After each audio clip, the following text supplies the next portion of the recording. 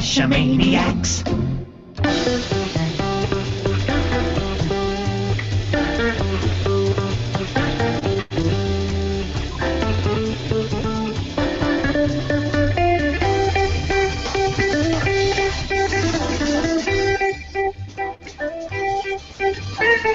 GeoGearHeads.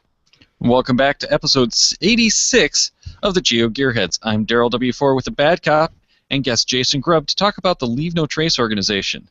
We'll get to that soon, but we've made a slight change in schedule for the next couple of shows. We sure have. Now, next week's randomized show is going to be 2 weeks out. That's going to record on September 5th. Next week, we'll be sharing some audio and talking with about some of the stuff from this year's block party. So we'll talk little things about like the new lab caches and that cool new geocoin design. Now, the Bad Cop was stuck in the booth at the block party, so he didn't have a chance to really try out anything from the labs. But if you did, we'd love to hear about you from you about that experience. Call into that 206-350-3647 voicemail line or email us at geogearheads@cachamaniacs.com. Daryl, I tried to talk Wits End into doing the whole microbrew excursion since I was the one driving, so I wasn't going to do it. But in the end, time got away from us, and we didn't get a chance to explore it. I know there were a good number of GeoGearHeads listeners there at the block party, so we'd love to hear your feedback about that place. And in general, anything else that you want to talk about for the randomized show. Because remember, the randomized show is created by you, the listeners. Well, we do have a little bit to do with it as well. We do, but you guys get to direct the content, and then, we just get up here and talk. Yeah, and I'm sure we're going to have a little bit of discussion about some of your Nexus 7 woes. Boy, I'll tell you some Nexus 7 woes. 2 weeks from now. 2 weeks from now. I'm not going to spoil it. Whoa, Nexus 7. Anyway, but that's in 2 weeks on the randomized show. Right now, let's welcome Jason Grubb, Education Program Coordinator for the Center for Outdoor Ethics. Welcome, Jason. Hey guys, happy to be here. Well, why don't you start off by giving us a little bit of history about what the center is and what it's all about? Yeah, sure. So the Leave No Trace Center for Outdoor Ethics, we've been in existence as a nonprofit organization since '94. However, before that, Leave No Trace as a kind of a messaging program really started after the passage of the Wilderness Act. So coming up on the 50th anniversary of the Wilderness Act, it was passed in 1964.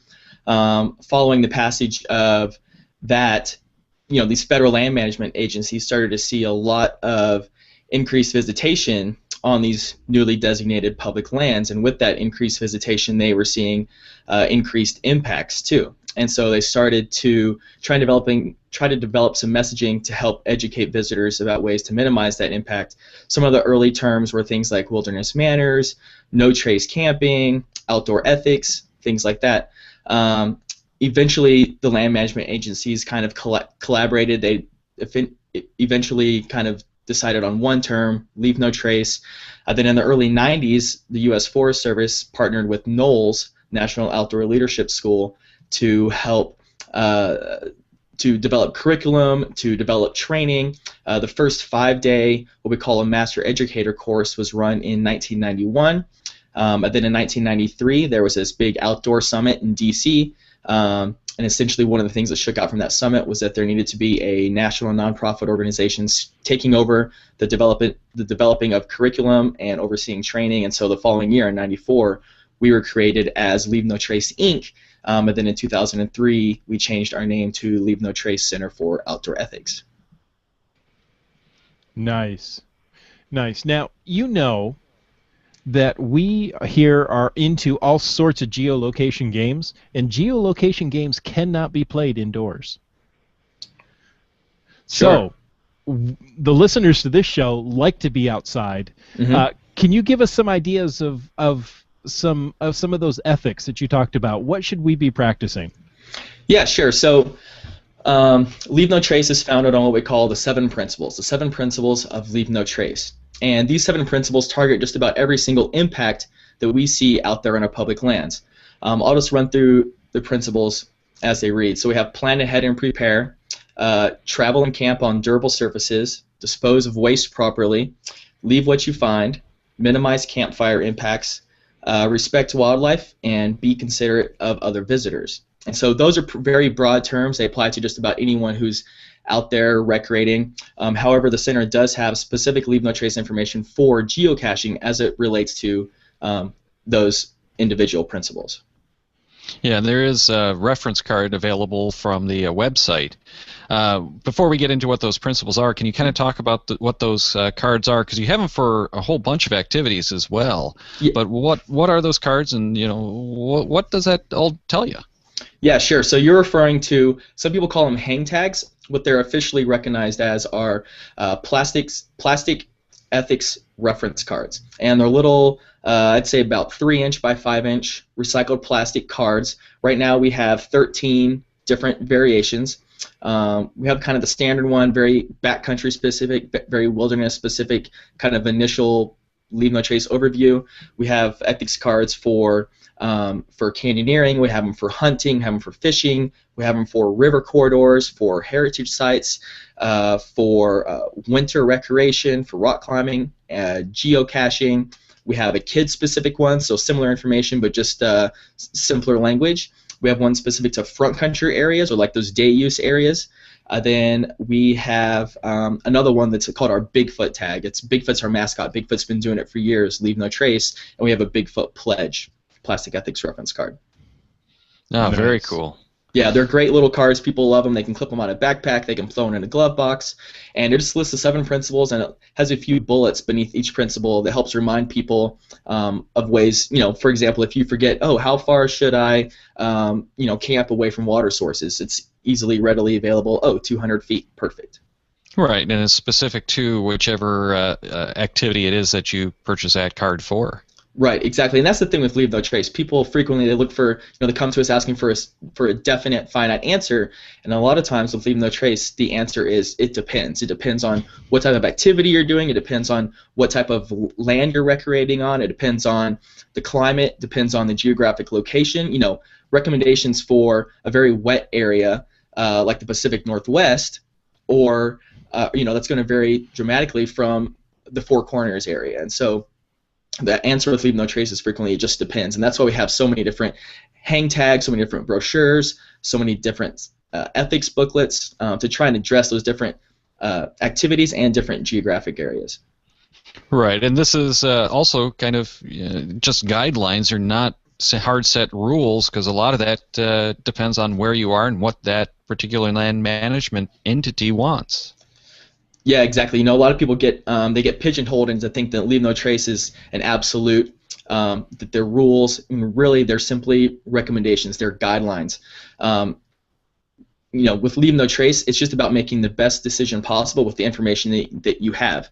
And ultimately, the idea with leave no trace is we want to try and help people recognize what the completely avoidable impacts are and eliminate those completely, but also recognize what the unavoidable impacts are and giving them the tools necessary to reduce them as much as possible. Because we're out there recreating, we're having a good time. It's impossible to absolutely leave no trace, but we want to give people the tools to leave as little trace as possible. Sure. And I'm sure a lot of these can be kind of reallocated into like urban caching and stuff as well, because you get into those urban areas and you see how people have beaten down bushes and things like Sure. that shouldn't be. So it is applicable to more than just staying in the parks. Why don't you give us some ways that those 7 principles really apply to geocachers?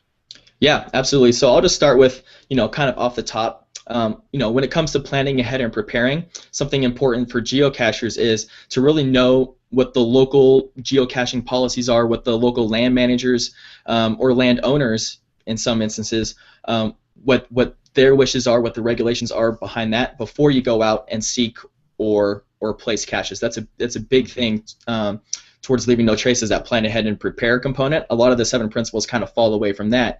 And if you're adequately prepared, adequately research an area, know what you're doing, know where you're going, it's going to help eliminate the need to potentially have some of the other impacts that could have easily been avoided by just following that initial principle, plan ahead and prepare. So sometimes we'll modify our 7 principles to better resonate with an audience. So, for example, principle number 2 typically states travel and camp on durable surfaces. On the geocaching ethics reference card, it says travel and cache on durable surfaces. This is a really big one. People are frequently traveling off trail when they're geocaching. And so how does that resonate with leave no trace? Travel and camp on durable surfaces. If it's permitted and you do have to travel off trail, try and choose durable surfaces such as rock, sand, gravel, dry grass, and spread out to avoid creating a new path.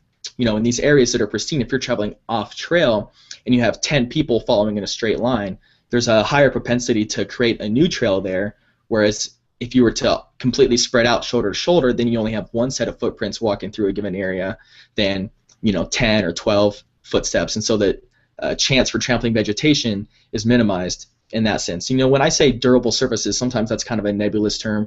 Really, we just mean anything that's gonna it's either resilient or that's gonna rebound quickly. So, like I mentioned, gravel, sand, dry grass, things like that. We want to avoid woody plants, vegetation along those lines. We want to avoid wet grass, which usually means wet soil beneath it too, and that can see more significant impacts. So just keeping those things in mind if you do have to travel off trail.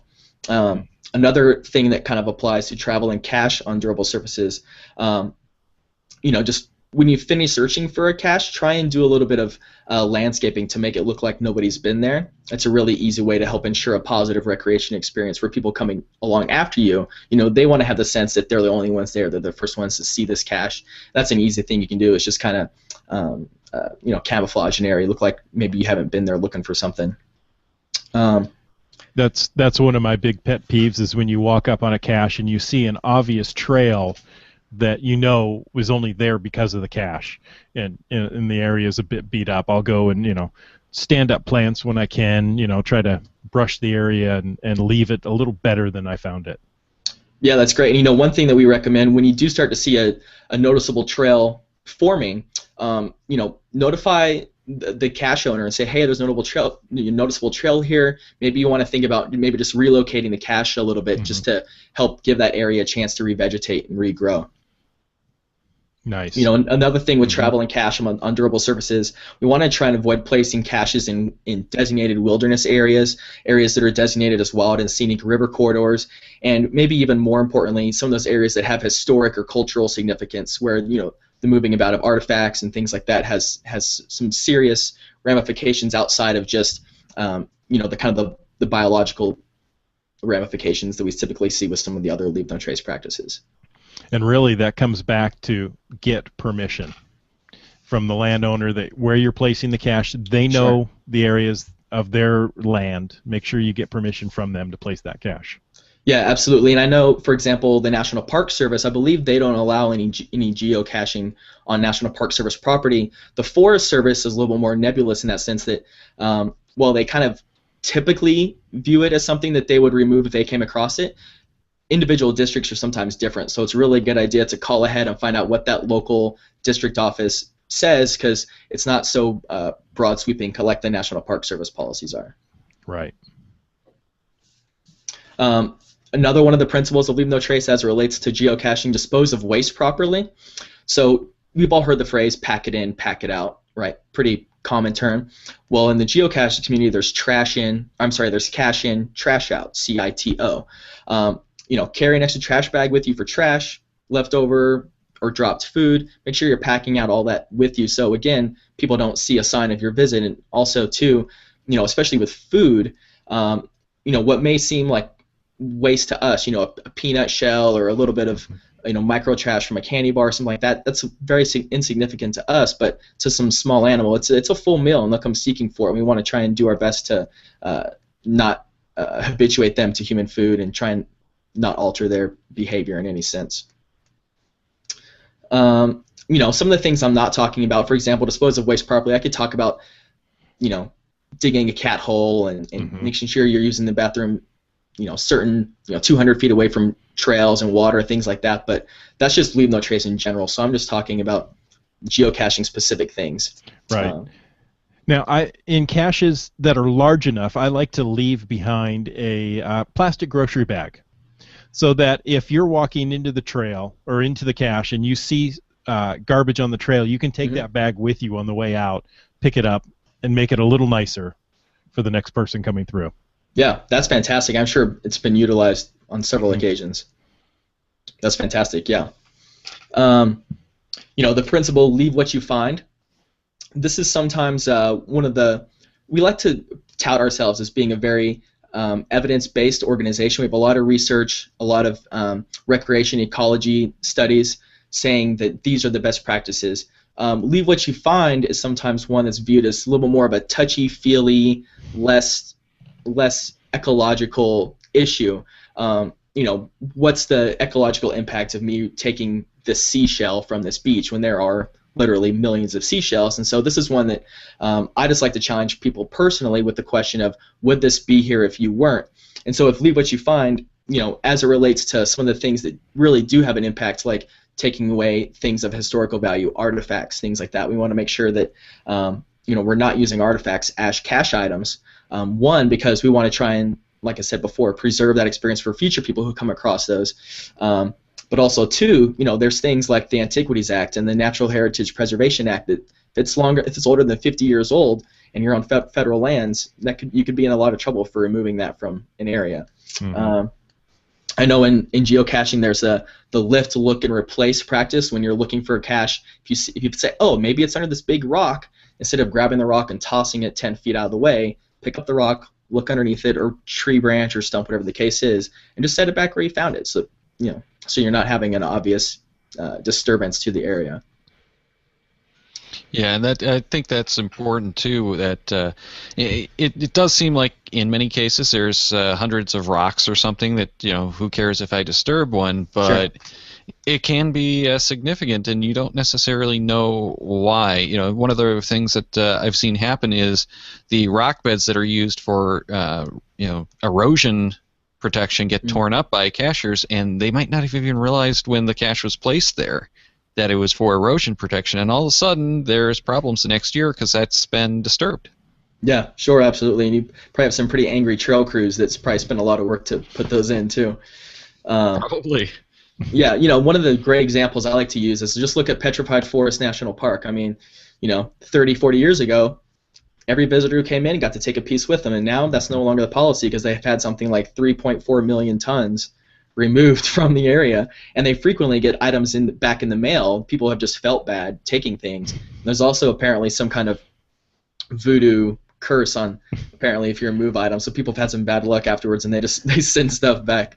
But yeah, I mean that's a great example. Initially people thought this place is full of petrified wood, we can take it with us, but it's a great example of that idea of cumulative impacts over time. It's not the one time you pick a wildflower, it's not the one time you travel off trail, but you're one visitor out of hundreds or thousands that day. Extrapolate that over the case of a year, then multiple years. It's easy to see how those cumulative impacts, over time, create these big issues.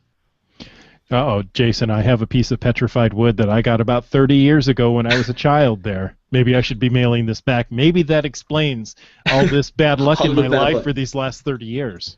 Right, sure, yeah.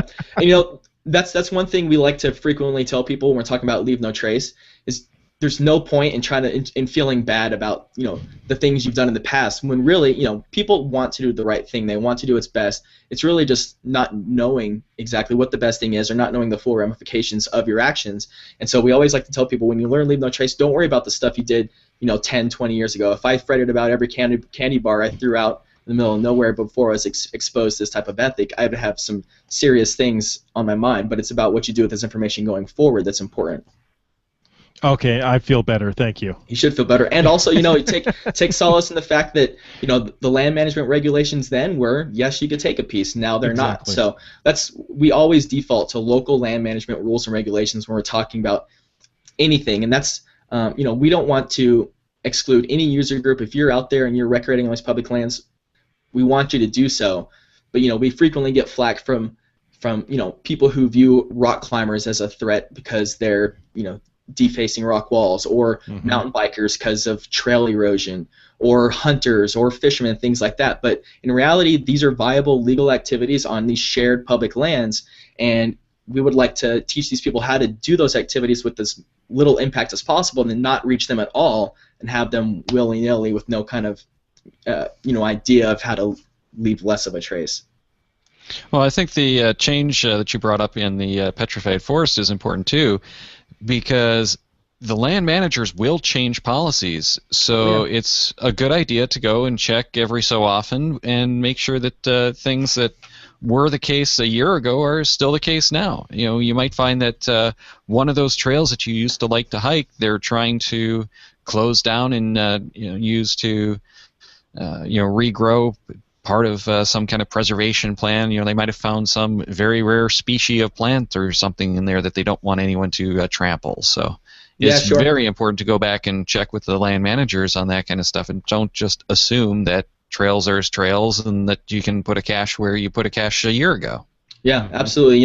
And a great example of that, I was giving a 2-day Leave No Trace trainer course to a group in an area of kind of south central Colorado called Browns Canyon Wilderness Study Area. A wilderness study area is basically an area that's like kind of in limbo in legislation. It could be passed as a wilderness area. Right now it's not. Anyway, on the trailhead sign there, it had a picture of a guy with a chisel going at a rock, hammering away at this rock and taking pieces of this rock away. And it said, rock hounding is a perfectly acceptable practice here. You're welcome to take as much as you want. And so that's an interesting situation when normally that's not the case. In this case, this is a federally managed piece of public property, and they're saying that this is an acceptable practice. You're more than welcome to do it. But in 10 years that may not be the case. So. Yeah, and some of that stuff might just get eroded away and not even be available in the future. So that kind of stuff does change. Yeah, absolutely. Just a couple of the other principles I haven't touched on yet.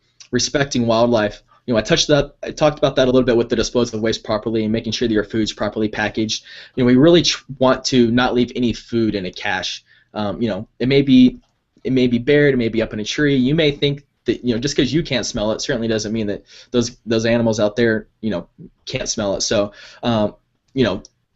those animals may come up, they may find it, they may destroy it.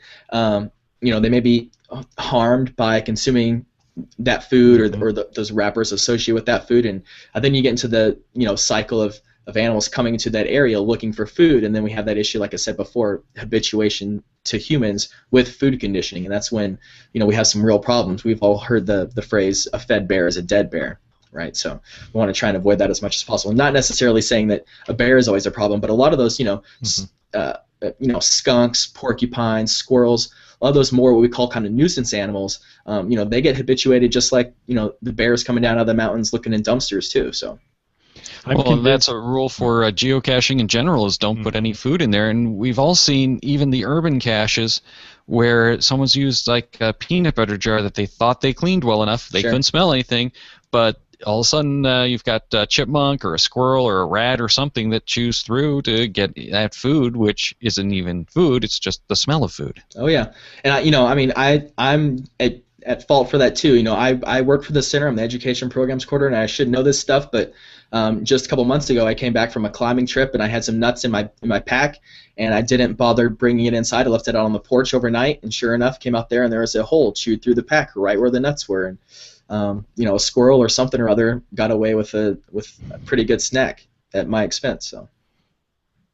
Yeah, I'm convinced if you give a raccoon enough time with an ammo can, they'll get that thing open. Oh, I'm sure. They're crafty. They're crafty. It's those thumbs. Yeah, exactly. Absolutely. And then the last principle, be considerate of other visitors. The biggest one, I think, with geocaching is just making sure that you have permission to be on that land, when it comes to private land. That's huge. One thing I always like to tell people is that you individually, you represent your user group. So whether you're a mountain biker, a climber, a geocacher, a dog walker, whatever the case is, if somebody comes across you and they have a negative experience with you, they're immediately going to think, they're not going to think, that individual geocacher doesn't know what he's doing. They're going to think geocachers are jerks or whatever the case is. So you always represent your user group. So keep that in mind, and just recognizing that everyone's out there to have a different recreational experience, and no one of those recreational experiences is better than the other one. So just recognize that fact that everyone's out there for different reasons and try and ensure that everybody has a good time. Yeah, absolutely. And with a group as small as geocachers really are, and as new as the hobby is, we're making quite frequently the first impression with people we meet on the trail. Right. Absolutely. Without a doubt. Just a few other things that I wanted to mention that they kind of fall in with some of these other principles, but they're good guidelines just in general. We want to try and avoid burying caches as much as possible, just because if people have to go through and dig up a cache, that's creating a bigger impact. We want to try and avoid that. And you can learn a lot of information. I actually learned some information from visiting geocachingpolicy.org. Has a lot of great information regarding specific land management agencies and their regulations surrounding geocaching. So there's obviously a ton of resources out there at people's disposal. Excellent, and we'll have to definitely link to that in the show notes. One more thing I wanted to kind of touch on before we let you go, and thank you for all of the great information so far. A refresher for many of us, but Sure. Always good if you didn't know it, especially to hear it again. Yeah. A lot of us tend to drive as close as we can to a cache, so I think some of the policies for off-roaders might apply here as well. Are there any of those that you think would really be good to share with the geocaching community? Yeah, absolutely. Before I get into that, leave no trace. We're focused on, we don't want to ostracize any recreation user, but we specifically focus on non-motorized, human-powered recreation. There is another organization very similar to ours that focuses on the motorized crowd. They're called Tread Lightly, treadlightly.org, and they have a lot of very specific information to the ATV crowd, the personal watercraft crowd, off-roaders, RVers, etc. With that said, a lot of the same things kind of apply. Travel on durable surfaces. Make sure that when you're parking to hike off to go look for a cache, make sure you're parking your vehicle on a durable surface. So you're not trampling vegetation. That you're not parking close to a water source that's going to erode the bank and create increased sedimentation in the water source. Making sure that you're respecting other visitors by allowing adequate parking for maybe other people that need to visit that area as well. Making sure they're well out of the way of trail users, so you're not blocking any kind of trailheads, anything like that. So just some basic things to keep in mind when you're parking your vehicle before you head off into the woods or So desert. no driving on the trails? Right, ideally no driving on the trail. Yeah. But I think they're wide enough. I think I can fit. Maybe. Well, Yeah. the worst part is when you come across those two tracks that you thought were actually, driving trails, but that is the trail. Yeah. That is, yeah, right, exactly. Yeah, frequently, and that's with traveling camp on durable surfaces. I mentioned traveling off trail. You want to try and spread out over a wide area. When you're traveling on the trail, you want to try and concentrate your use to the trail itself, to that already heavily impacted area, and not walking 2 or 3 abreast across the trail, because that's gonna, you start trampling the vegetation on the sides of the trail, and that's gonna lead to either the widening of the trail, the creating of new trails, parallel to the existing trail. Then people think, oh, this must be a Jeep road or a 4-wheel drive road or something like that, when in fact it's not. Yeah, absolutely. It's really good information. Yeah, the big thing with Leave No Trace that we like to teach people, like I said before, it's not a set of rules, it's not a set of mandates, anything like that. It's really about presenting people with this information and giving them the tools to make the best decision possible. We like to think of people fitting along a spectrum. At one end of the spectrum, you have, I'm going to use, going to the bathroom in the woods as an example, because it's a good example. On one end of the spectrum, you have somebody who, every time they go out, they pack out all their waste. They pack out their solid waste. They pack out their toilet paper. They're the ones who are, levitating over cat holes out in the woods. They're the Leave No Trace fanatics. At the other end of the spectrum, though, you have somebody who isn't comfortable using a bathroom that's not in their house, right? And so that's a huge variance. And so, someone who's only comfortable using the bathroom in the house, maybe someone else is only comfortable using, like real facilities in a gas station. Then you have someone who maybe will use a porta potty, then maybe a pit toilet. And then you have people who, I'll dig a cat hole, but I'm not going to pack out my toilet paper. So they bury their toilet paper. You have somebody who will dig a cat hole, but they will pack out their toilet paper. Then, like I said, you have the far end of the spectrum who's packing out everything. And really, it's about trying to fit where you personally, what your personal ethics are, fit along that spectrum, and finding where you think that you fit. And hopefully over time, as you become more and more comfortable with these practices, as you start to think more about the ramifications of your impact, that over time you'll move towards the most leave no trace side of the spectrum. But we'd rather have people find out where they are along that spectrum somewhere than have people who aren't even on it at all. So I just use the human waste as an example because it's a good one, but it applies to every other principle as well. And it is a learning curve. And I like to think it's common sense, but I find that common sense is not all that common. Yeah, sure.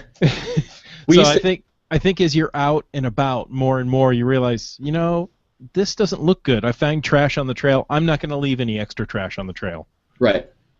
Yeah, exactly. We used to have bumper stickers that said "Leave no trace, common sense champion," but we don't make those anymore, unfortunately. But they were great stickers. Well, thank you very much for joining us today. And as the Education Programs Coordinator, I'm sure you've got some good ways for us to get in touch and find out where maybe classes are or hold our own classes. Yeah, absolutely. A lot of that information is available on our website, www.lnt.org. We have a section there called Get Involved. If you click the Get Involved link, it shows a map of the United States. Simply click on your state. It'll tell you a list of, well, first of all, it'll tell you who your state advocate is. We have a state advocate in every state. They're kind of our go-to person in that state. It lists several master educators in that state. So these are people who have gone through a 5-day course about Leave No Trace. And it's not an exhaustive list, but these are people of all the master educators in the state, but these are the people who have specifically asked to be listed on the website to be reached out to as a resource. It'll list upcoming trainings and workshops, events happening in your area. It'll also list some of our partner organizations, so local guides and outfitters, schools, other nonprofit organizations, so you kind of can help develop a community. You can reach out to these folks for training and education. That's a really good way to initially get involved with Leave No Trace, is to try and find an awareness workshop, try and find a trainer course, or even a master educator course in your area. And we have lots of free materials available to view, print, and download off of a website as well. They're great ways to get started with Leave No Trace. Excellent. I can definitely see this being something that's included in those geocaching 401 or 101s, and some of those 401s would be even better yet. But some of the mega events and stuff, that'd be a great class to include. Yeah, it certainly would. Leave No Trace is making its way into the geocaching community. We're making our way into the rock climbing community, mountain biking community. A lot of these activities that historically aren't thought of, quote unquote, a Leave No Trace activity. And just because you're a hunter and you're shooting an elk doesn't mean you can't recreate in a way that has less of an impact than not. So.